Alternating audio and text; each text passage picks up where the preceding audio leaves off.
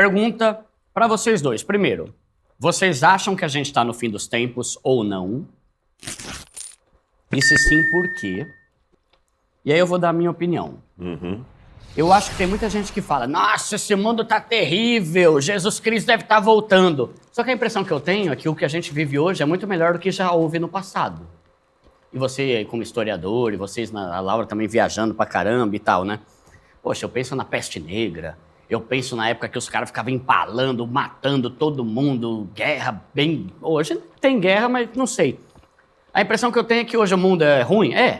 Jaz no maligno, né? Parece que é sempre desgraça que acontece. Mas na minha cabeça, eu acho que se Jesus está voltando, teria mais a ver com a tecnologia tá avançando rápido demais e começar a ficar um negócio preocupante, do que necessariamente com guerra. Como que vocês veem isso e se vocês acham que tá ou não e por quê?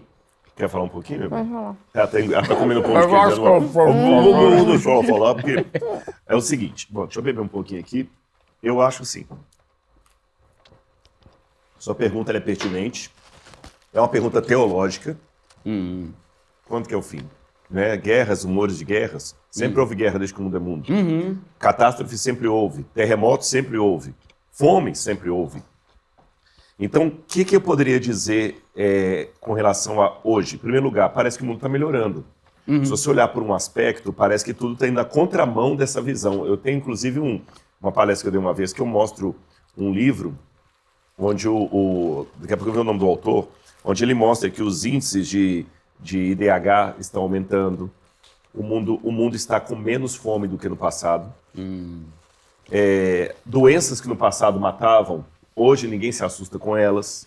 Tá. Então, se você pegar vários índices, ao contrário da nossa sensação, o mundo está melhor. Apesar de Hamas, apesar de crime aqui em São Paulo, crime no Rio de Janeiro, o mundo está mais seguro hoje que na Idade Média.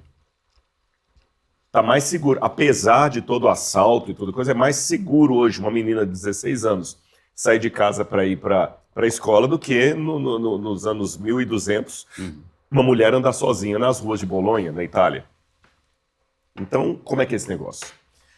Aí agora vem a minha resposta. Lembra que eu falei que tudo depende do ponto de vista?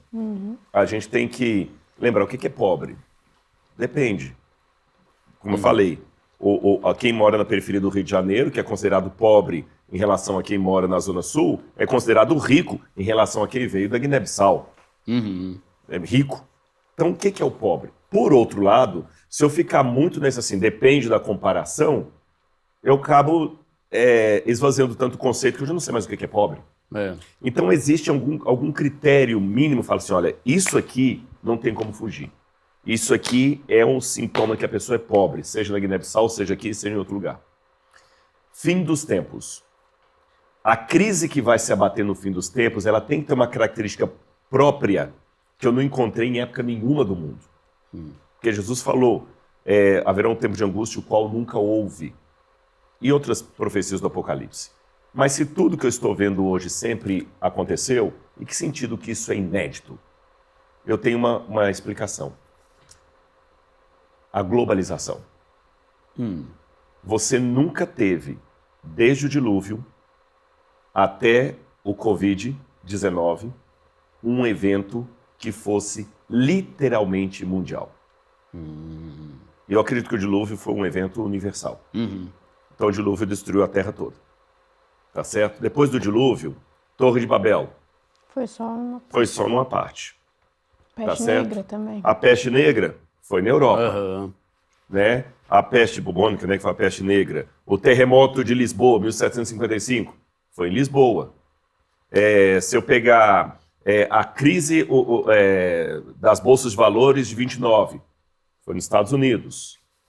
Todos os eventos, mesmo os chamados impérios mundiais, Roma não dominou o mundo inteiro, Roma não dominou as Américas, nem a África, ali para baixo, né? Só dominou o Egito, a parte de cima ali. A Grécia não dominou o mundo inteiro, a China não dominou o mundo inteiro, nem a Índia. Nem a chamada Primeira Guerra Mundial não foi mundial. A maior parte dos países não se envolveram com ela. A Segunda Guerra Mundial também não foi mundial. E para terminar meus exemplos, a chamada história universal não é universal. A Idade Média, Teve Idade Média na China? É. Teve idade... No Brasil? No Brasil não teve. Então, na verdade, é uma visão europeia a qual atribui-se artificialmente a ideia de universalidade. Então, não houve nenhum evento global na história, exceto o dilúvio. Tudo bem. Isto colocado, isto posto, a volta de Jesus será um evento global antecipado por uma crise global.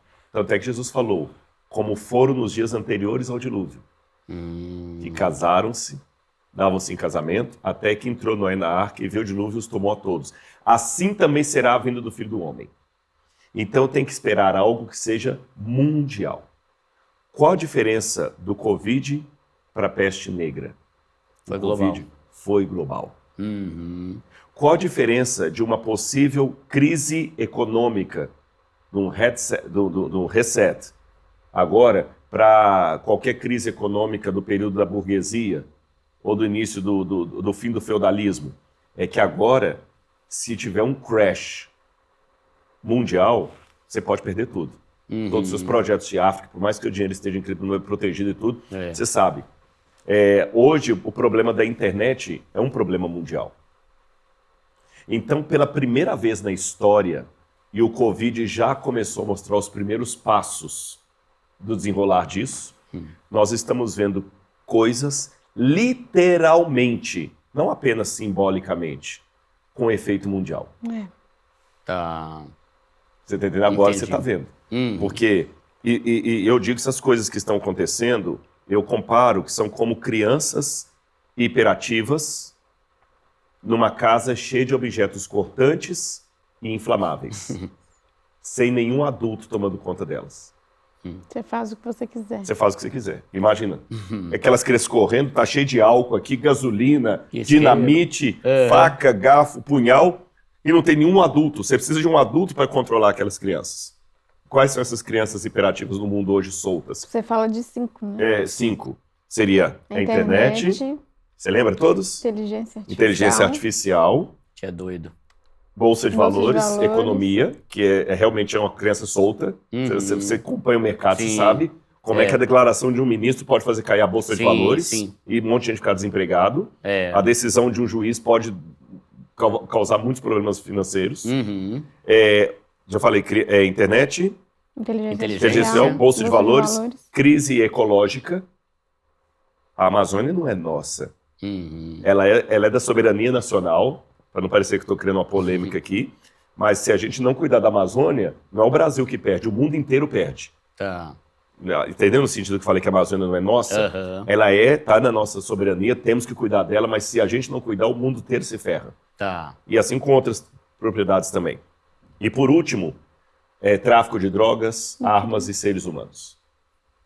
Quem controla esse nível mundial? Tanto é que tem aquele filme The Sound of Freedom, que você vê a história. Então, essas crianças estão aí. Por isso que hoje já se fala em governança mundial. E o anticristo vai ser um tipo de governo que ele vai ter uma governança mundial que não vai fazer com que o mundo seja uníssono. Tanto é que haverá grandes e pequenos, ricos e pobres. Né? Quando fala na volta de Jesus, os ricos e os pobres, os grandes, os poderosos e os pequenos. Então quer dizer que haverá gente de direita, de esquerda, gente que torce por Corinthians, gente que torce pro Fluminense, pro Botafogo, haverá gente racista, gente não racista, haverá gente que gosta de MPB, gente que gosta de samba. O mundo vai continuar multifacetado, crente, descrente, mas essa governança vai trazer o anticristo, que vai soltar um decreto que você vai poder comprar ou vender quem estiver nas mãos do anticristo. E você sabe, você lida com finanças, com investimento, que cada vez que passa estamos caminhando para um dinheiro que vai ser cada vez menos fiduciário, tanto é que já não é mais moeda fiduciária, já sabe isso, não tem mais lastro em ouro. A moeda está se tornando cada vez mais descentralizada, uma moeda está ficando cada vez mais virtual. Tanto é que a gente já não anda mais com dinheiro, eu não estou tostando aqui no meu bolso. É todo o cartão de crédito e tudo mais, é o dinheiro lá é Pix, é não sei o que e tudo mais. E agora a situação está caminhando que, pelos prognósticos que há, e você sabe isso melhor do que eu, essa governança vai controlar o dinheiro mundial de que maneira? Não terá emprego para todo mundo. A maior parte da população mundial vai ter que viver de pensão, como uma pessoa hoje que é inválida, como uma pessoa que é veterana de guerra, como uma pessoa que não pode trabalhar, como um aposentado. Vai viver de pensão e essa pensão vai ser produzida pela percentagem pequena que vai produzir riqueza e essa riqueza vai ser administrada pelo governo. Isso não é profecia, não. É só prognóstico, sabe o que eu estou falando? Estou resumindo bastante aqui. E aí nós temos todo o cenário para o anticristo. Eu estou sendo contra a governança, eu estou sendo contra, eu só estou falando que o cenário para o qual o mundo está caminhando a largos passos coincide com o cenário que a Bíblia falou do surgimento do anticristo. Vou deixar bem claro. Rodrigo não falou aqui no podcast que eu sou contra a criptomoeda, que eu sou contra a bolsa de valores, que eu sou contra a governança. Não falei nada disso. Eu só estou falando que o cenário que está se desenhando no mundo para controlar a internet, bolsa de valores, tráfico de drogas, inteligência artificial em nível mundial... Que tem a ver com a ordem mundial, com a nova ordem mundial. Encaixa, e não é teoria da conspiração, encaixa com aquilo que o Apocalipse diz. Tá. Agora eu termino minha resposta com esse epílogo aqui. Será esse o fim? Eu digo que o mundo é um sujeito cardíaco, profeticamente falando, e que nesse exato momento que eu converso com você, está dando uma forte dor no peito. Quem tem alguém cardíaco na família, sabe que às vezes uma dor no peito podem ser gases. Mas se o sujeito é cardíaco, você vai pagar para ver? Não, vai correr para o hospital. Vai correr para o hospital ou botar aquele remédio sublingual. É melhor chegar no hospital e todo mundo rir e falar assim, pois é, papai deu um susto na gente. Chegou lá no hospital e era apenas gás, comeu demais feijoada lá, ficou com gases, e a gente assustado pensando que o papai estava tendo um infarto. Porém, na dúvida, corra para o hospital. O mundo, nesse momento, tem problemas cardíacos e está tendo uma dor muito forte no lado esquerdo do peito. Pode ser uma dor muscular qualquer, e o mundo ainda vai continuar mais 50 anos, ou pode ser um infarto. Na dúvida, projete a sua vida como se Jesus nunca fosse voltar. Tá certo? Projete a aposentadoria, a compra de casa, de filhos, crescer na vida, construir as casas na África, como se Jesus nunca fosse voltar. Multiplique os talentos, mas viva a sua vida como se ele voltasse antes do meio-dia. Boa. E deseje, porque isso é interessante, não é só crer na volta de Jesus, é desejar. Maranata, hora vem, né? Ora vem, Senhor.